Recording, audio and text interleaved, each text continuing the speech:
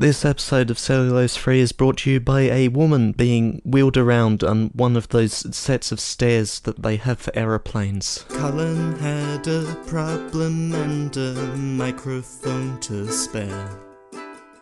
Thomas took it up and so the podcast went to air. For weeks and months they trolled through every single DVD. They've unwrapped all the ones they can and now they're cellulose free. Now they're cellulose free.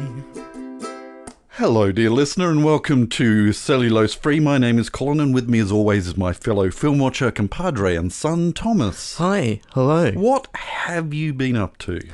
Okay, so first of all, I have a confession to make. I have accidentally, because I didn't check, seen a film that was on your list in the past week. Oh, that's alright. If it comes up again, I will mention it after we have seen that film. Oh, now you've got me on tenterhooks. I wonder which one it was. Because I think I am happy enough to see it again, possibly in quick succession, if it comes up, because I do sort of want to talk about it. Right. But again, I'm not saying what it is right now. No. Now, today we are watching a film that I've selected. Mm-hmm. Next week we are watching a film that you've selected. Yes. Or are going to select. Yes. Is that too close a what am I trying to say? I don't know. Right. And I'm going to continue to think about this up until I actually have to make a selection. Okay. After which I still will not tell you. Okay. So so actually, if I do end up selecting it, I probably will have to tell you because it'll be obvious. But well, it may not be. You know, you could pretend faux shake the phone and select it, and then read the plot synopsis, and then I'll guess what it is, and then wonder whether that was a deliberate shake or a faux shake. In other news, the Tour de France wrapped up, right, and dovetailed directly into the Tour de France film of X-Swift. Oh, very short. No, one would hope that they were progressing with speed, but yes, and that's continuing much in the same fashion as the men's Tour de France. Except it's women in lycra. Yeah. They have crashed rather a lot. Yes, I've heard that there have been some accidents, including a Australian rider who has exited the race.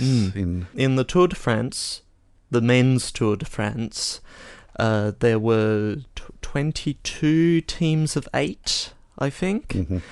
The women's Tour de France has 24 teams of 6. And one of those 24 teams now, after day 3, only has 2 of their 6 riders left. Right. That's careless of them. The 4 who left all left yesterday. Uh-huh. And was it in one dramatic crash, or? I don't think so. Two of them withdrew. Right. Abandoned, as the parlance goes. And the other 2 were outside the time limit. Right. I don't know exactly what happened to any of them. The last 2 were waiting for the other 2 who had actually dropped out earlier without letting them know. They were waiting and waiting. Oh, I'll be here soon. You know, we can keep riding. We have team radio for a reason, right? Breaker. Hello. Is anybody hearing this? Hello. Where are the other 2 riders? So that'll continue through until Sunday, and then I can go back into cycling hibernation until La Vuelta happens at September? Ah, I think September. which is Iceland's version of the Tour de France. No, it's... Scandinavia. No, Brazil. no, though they do speak a language that is also spoken in a country that is close to the country that it takes place in. Spain. Yes. Good. We mustn't insult the Portuguese, must we? No, we must not. Okay. When's that? I'm pretty sure September. Okay. So I'll have a month. You will be just getting into a sleep cycle. I must repeat that all this cycling is not actually having any effect on my sleep cycle. I am just bad. He's bad. You're bad. The Tour de France form ends before 1 a.m. and I have been rather distressingly going to bed around 7 a lot. Yes, we have been aware of that because you usually wake us up. Well, I'm sorry. Oh, you will be. Video games. I've been playing video games at the end of last week's episode. Mm-hmm. After the credits, I gave some first impressions on the Hot Wheels expansion to Forza Horizon 5. Yes. Have they changed? No. My impression has not changed. I am 23. Yes, I am 23, and I think I might be just a little old for a bunch of loops in quick succession to be exciting. Yeah, fair enough. Or you didn't really have a childhood that involved Hot Wheels cars and loops. Yeah. I think that might have something to do with it too. At the grandparents' occasionally. Yeah. Which is to say, here. Yep. That was my Hot Wheels set that I don't believe is here anymore. No. I think I got rid of it. One of those regretful things that...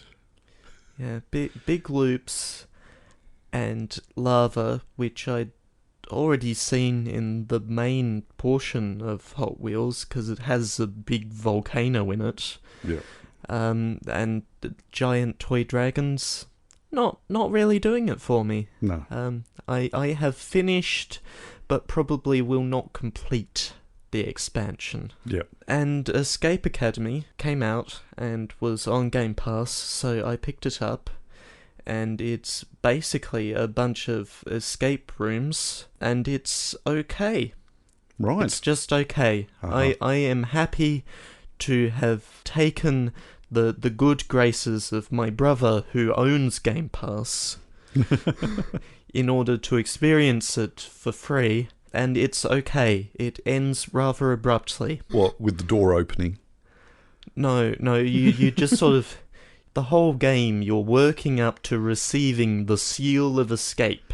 Dun, dun, dun. And at the end, you beat the final boss. Because the game has a final boss for whatever reason.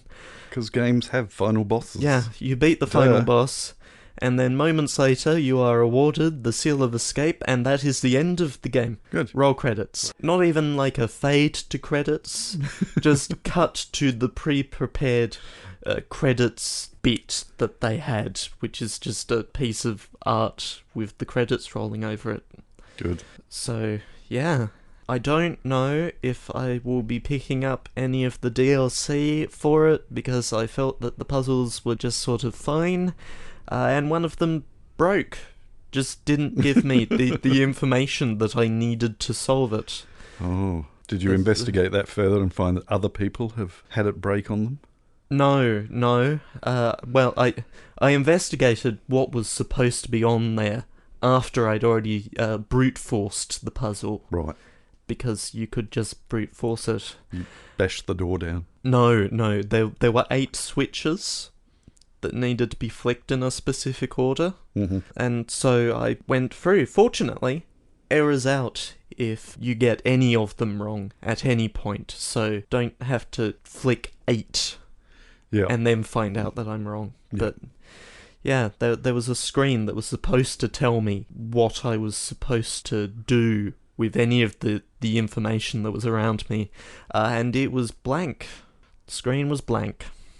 Much like the look that I'm giving you right now. Yeah. But other than that, the puzzles were just fine. Mm-hmm. Nothing to write home about particularly. Well, you're already home anyway. So. Yeah. Mm. So what's the point? No. What have you been up to? Oh, nothing much. And so this segment ended abruptly. The usual. The usual off week from donating plasma, a bit of walking, Mm-hmm. and a few photo takings. Yes, but we do have a movie to watch, and it's a fairly lengthy one. We do. As we mentioned before, it was my pick. Yeah. Off my list of films that I'd like to revisit. And I've still got sort of some hesitations. You know, when it came up, I thought, did I mark that? And I think it's more a case of I have only seen it once, and yeah, wouldn't mind watching it again. There, that's filled Thomas with even more eagerness and excitement to watch it. What are we watching today? We are watching a film that is stickered from Sanity as costing $14.99, Mm-hmm. but also stickered with an incredible deal at 3 for $40, which is not much of a discount, or 4 for $50, which is also not much of a discount. Yeah, and I cannot tell you which discount that I took for that, but I would have. It would have been a set of either 3 or 4. Anyway, so what are we watching? We are watching Extremely Loud and Incredibly Close, which has a description on the back, and I'm going to read it. Good. Yeah. Adapted from the acclaimed bestseller by Jonathan Safran Foer. Extremely Loud and Incredibly Close is a story that unfolds from inside the mind of Oscar Schell, an inventive 11-year-old New Yorker whose discovery of a key in the belongings of his father, who died in the World Trade Center on 9/11, sets him off on an urgent search for the lock it opens. As Oscar's quest takes him across the city, he encounters an eclectic assortment of people, survivors in their own way, who help uncover links to his father, preserving a connection to the man who helped Oscar confront his fears about the noisy, dangerous world around him. Those are some sentences. Yeah. Yeah, I had some problems with those last week. That is 2 sentences. Okay, so we're watching Extremely Loud and Incredibly Close, or Incredibly Loud and Extremely Close. First one. Thomas is going to not do anything because I've already put it in the machine to watch. You have. So we're going to watch it, and then we're going to come back and have a bit of a talk about it. So we shall catch you on the flip side. Turn to side B. Or side A?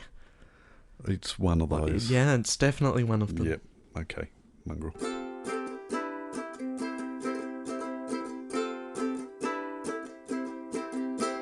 So what did you think?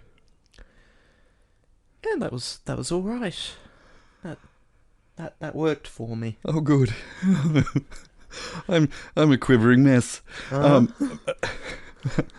now remember why I was sort of hesitant. Mm-hmm. It all sort of came flooding back to me as to how it affected me the first time I watched it. I think subconsciously I was dreading doing that to me again. Because, yeah, it is quite a traumatic film in places.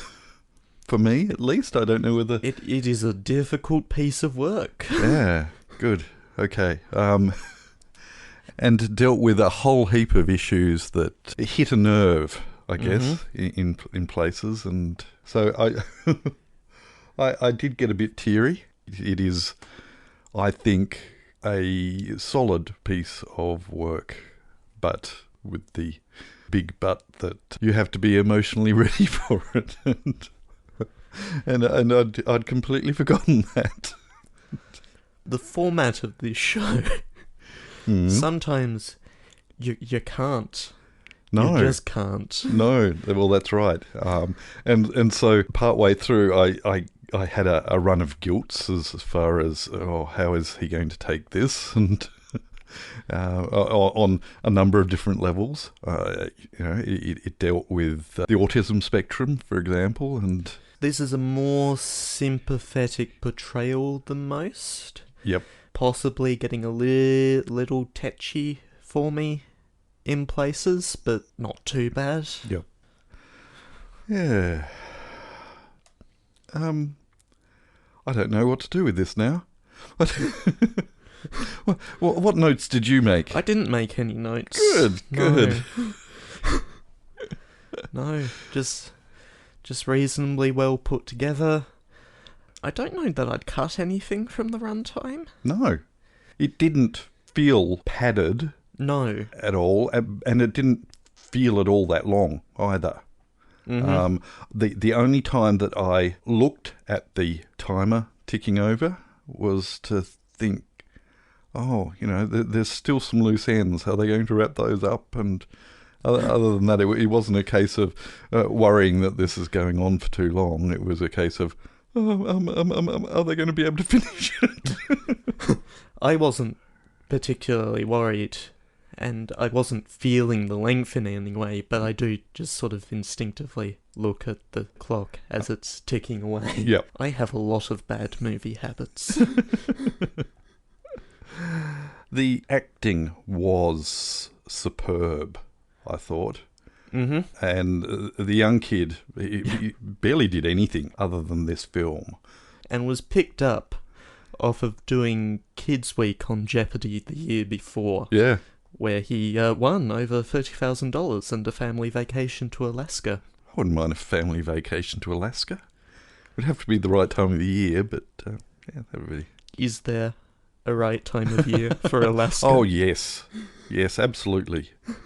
Absolutely. One thing that I found interesting was the way my brain was spinning when I was getting ready to watch this, was that... Okay, so the mute grandfather was played by Max von Sydow. And tell me if these films ring any bells as far as our podcast is concerned. Mm-hmm. Conan the Barbarian. Yeah. Minority Report. Yeah. Shutter Island. Yeah. Okay, so two of those three were still under wraps. Mm-hmm. I don't think... Yes, Minority Report wasn't, because I'd seen that before.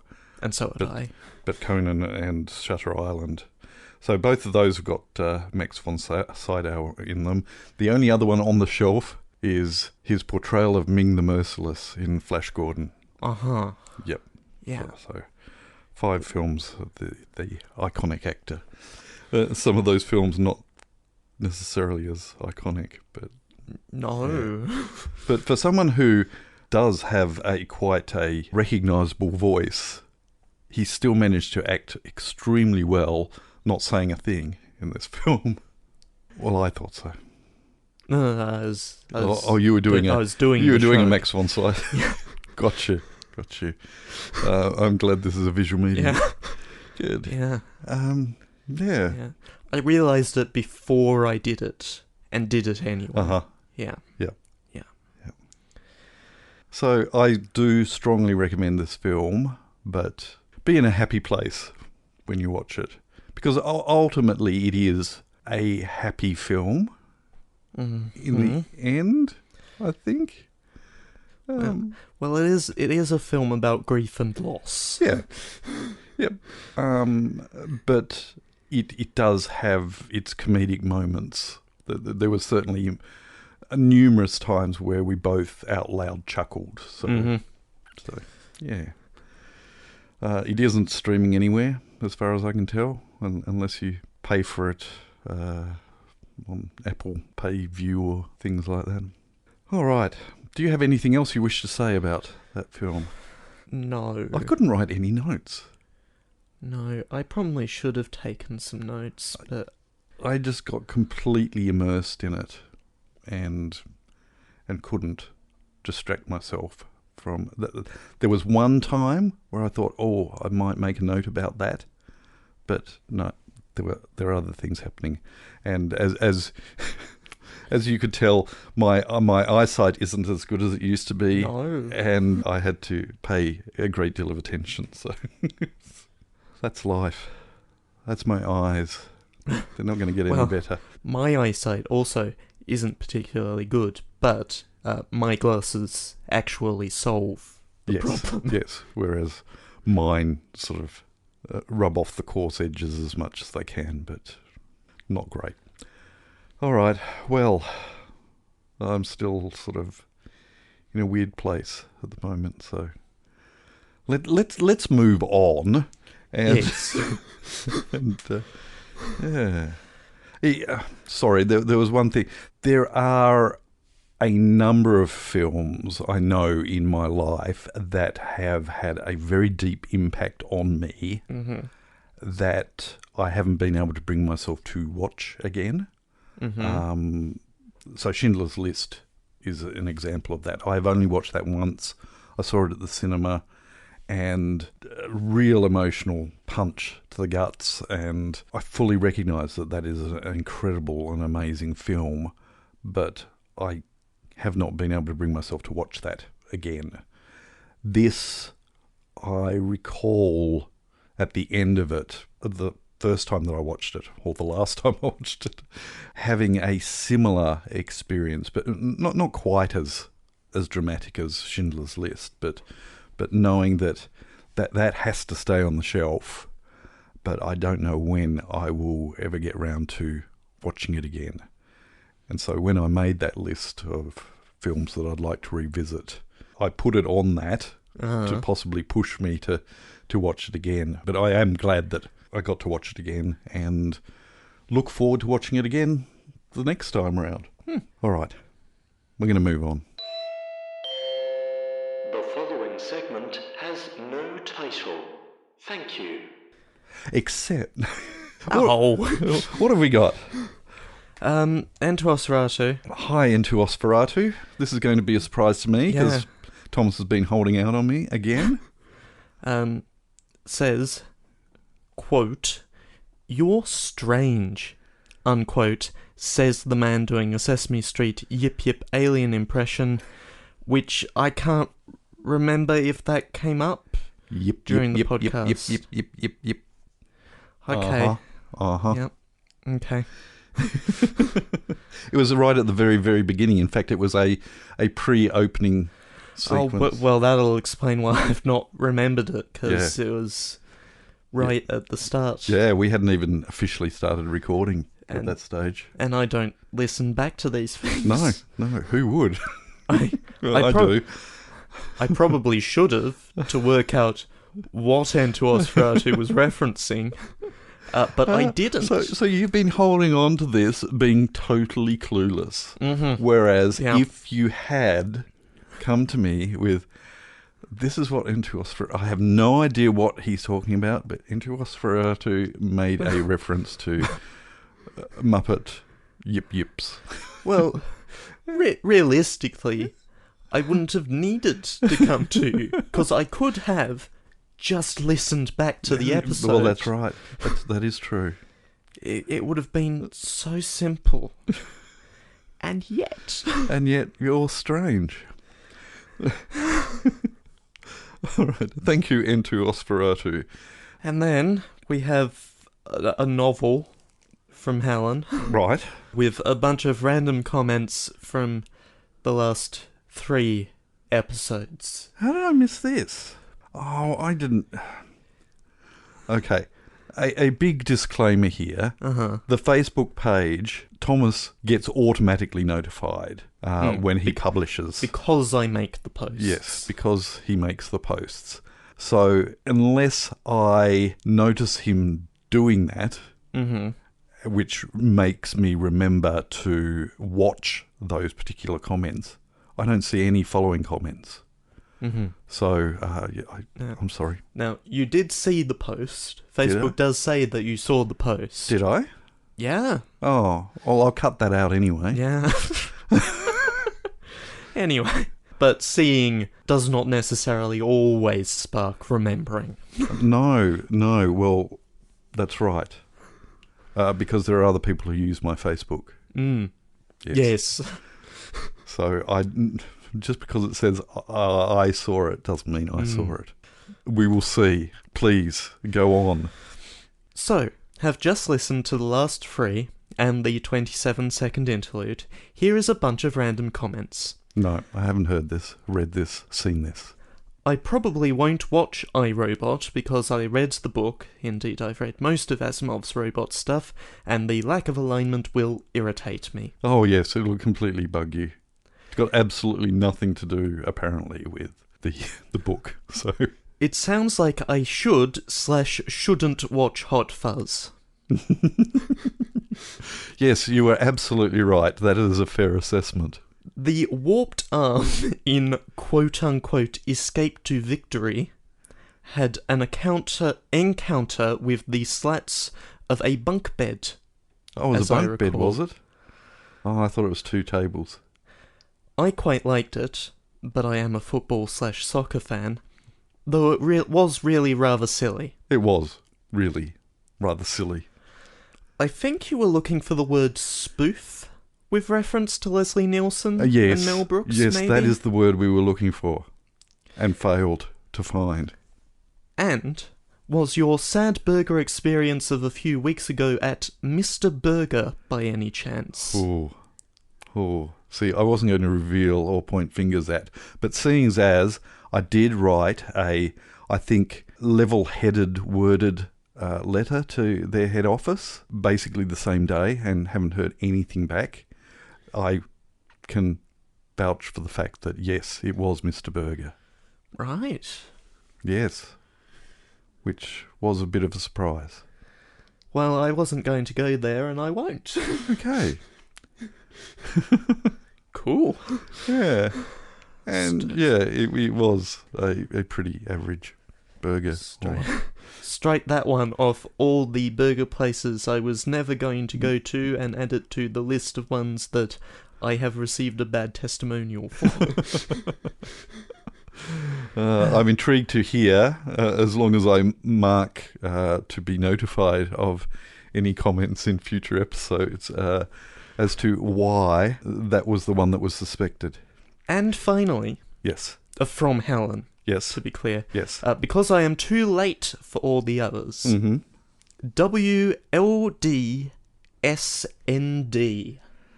Hang on, because there's another one that we haven't actually made comment on. So, hang on, let me just bring up that one. WLDSND. I'm afraid not. No. Okay. No. So while we're on this, the one that we didn't comment on. Oh, yes. What was that? That was The Great Escape. Uh-huh. That nobody, as far as I'm aware, guessed on. Shall I reveal that? Sure. Okay, so Great Escape was GRTESC. Yeah, that seems about right. Okay. And finally, on this week's Untitled segment, we have a typically short comment from Dunkel. A typically short but much appreciated comment from Dunkel. Which reads simply, WLDEND. Very similar to Helen's suggestion, but different. Mm-hmm. And also different from the correct answer. which is WRLD World ND. Right. Yes. You drop the S. Yeah. World End. Yes. Now, as for this week, nobody has got any chance whatsoever of getting this, but you can try. Yes, it's awful. It really is absolutely awful. But when you're dealing with a film that's called Extremely Loud and Incredibly Close, and you've got to condense that down to 6 letters, we were doomed to begin with. And I am appalled myself in what I ended up with. You should be. I really should. Yeah. You could have gone with ELLEND. et IC, I could have done, but I that's didn't. not what you went with. No. But give it a try. We encourage your participation in this frivolous exercise. But post your suggestions in the usual places that you suggest them, one of which I probably won't see, or two of them I won't see. Okay, So we're going to move on. we are going to move on. Pick a film for next week so we can go to bed. And it's your turn. It is my turn. And I think I'm going to follow up on that confession I made earlier. Okay. Okay, All right. so last week Mm-hmm. we watched The World's End, We did. and that had some trailers in front of it. Oh, it did. Oh, that's right. It had a number of, didn't it? Mm. And at that stage, there were other people in the room, I think. There weren't were. there and going, oh, and some of them played longer than others. Yeah. That's all I can remember. I can't remember what there was. And one of those trailers sparked me to watch a film, Mm-hmm. and I watched the film, Yes. and then after I'd watched the film, I looked it up on My Movies, because I thought that we might have had it on something or other, Yes. and we did. And then I looked in the personal categories, and right there was... What is your category called? My category is Colin wants to revisit, I think. SUW2, Colin wants a revisit. Right. So it was on mine, but not yours. Yes. Okay. That is correct. So you've watched it without waiting for me. Accidentally. Accidentally. Yes. I've done that a couple of times myself, but let's see if I can guess what it is. So, this film is from 2013. Okay.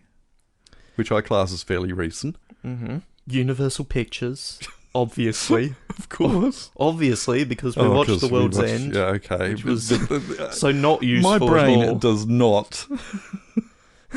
The only one that gets close to doing that would be Disney. It stars Tom Cruise. Right. 2013 and Tom Cruise. Mm-hmm. Right. And Morgan Freeman. Oh. Right. Everyone's screaming at me, but I hope you appreciate where my headspace is at the moment. Directed by the same person who directed Tron Legacy. Oh, now that is bugging me, because I think that came up on the screen, even. Produced by the producer of Rise of the Planet of the Apes. Mm. And yet, none of this is helping. No, it isn't. No. No, I don't like how you play this game. Well, the problem... Play it with my rules. The problem is that your rules tend to say the name of the film, which... Yeah, but last week when I did that, by the time I got to the end of it, you couldn't remember the name of the film. Oh. Here's proof. Roll the tape. But I have just looked at the description. And it doesn't have it, and does it does not have the name of the film. Okay. Okay. So this should be able to tell you what film it is. Yeah. But can you remember the title? Dear. This groundbreaking cinematic event stars Tom Cruise as Jack Harper. Okay. Yeah, okay. Buzz? Buzz, yes. Yeah, and that has just been absolutely bugging me. Because I kept on getting these brief glimpses, and yes, we sat through pretty much all of the ad for it. Oh, I assure you, we sat through that whole ad. Right. Now, had you seen it before? I had not seen it before. Okay, well, this could be interesting. And then I saw it. Okay. and now you're suffering oblivion. I am. Yeah. I am suffering from having watched Oblivion. You are. Good. Okay. And now I must share this experience with you. You must. Another person who has also watched Oblivion, but some time ago. It's quite some time ago, yes. Please, do go on. I got to the first comma, and then you stopped me. Yeah, start again, because I'm curious to now know how much it took for me to for the penny to drop. This groundbreaking cinematic event, completely useless information, Yeah. stars Tom Cruise as Jack Harper, Buzz. Wow. Is that all it took? Yeah. The Yeah. lone security repairman stationed on a desolate, nearly ruined future Earth. When he rescues a beautiful stranger from a downed spacecraft, her arrival triggers a non-stop chain of events that forces him to question everything he knows and leaves humanity's fate in his hands. Academy Award winner Morgan Freeman joins Cruise in this visually stunning, explosive story from the director of Tron Legacy and the producer of Rise of the Planet of the Apes. We are going to watch Oblivion. We are. So you've decided that you're in a mindset that you can watch it so soon after having watched it the first time. Well, now that I've watched it the first time, I can focus more on taking notes to rectify the grave error that we made this week.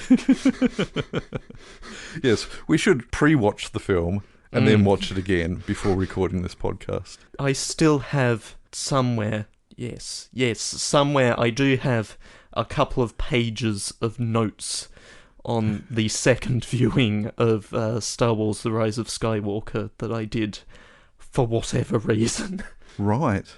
Which I've only watched once. Yeah, it's only really worth watching once, but I watched it twice and took notes the second time. And you did it in the cinema, didn't you? I did. You watched it twice in the cinema. Well, I was in the middle of a bit of a cinema binge at the time. Oh, dear. Fortunately, it was not the last film that I watched in cinema before the world happened. Right, yes. All right. Next week. No, I had to go all the way out to Hobart for that. As he points to Glenorchy. Well, you know, state cinema, it's sort of Glenorchy ways. Yeah, it's sort of there. Hobart is there. State cinema is about there. And as this is a visual medium... You know the casino? It's sort of close. What? You could drive between those points pretty quickly. Oh, yes, you could. It's not particularly busy. Yeah, walking between the casino and the state cinema. No. I took the bus. Not from the casino, mind.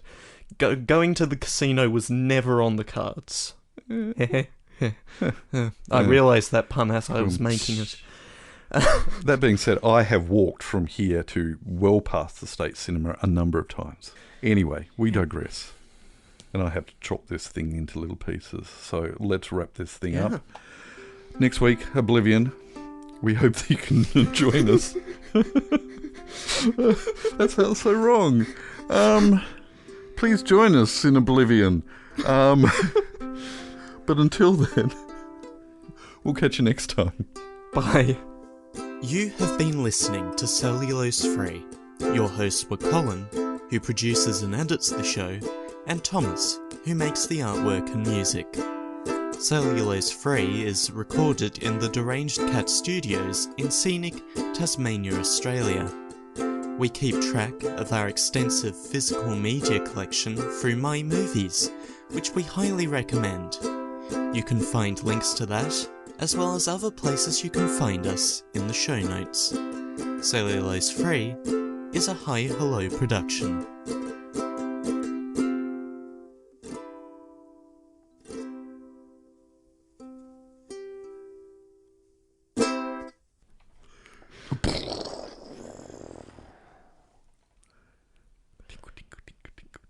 No, Oblivion's not here yet. It's next week.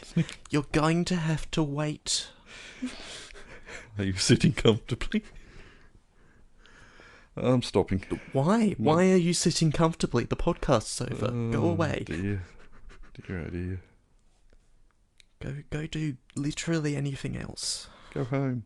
Go home. Go home. It's over. Bye. Go home.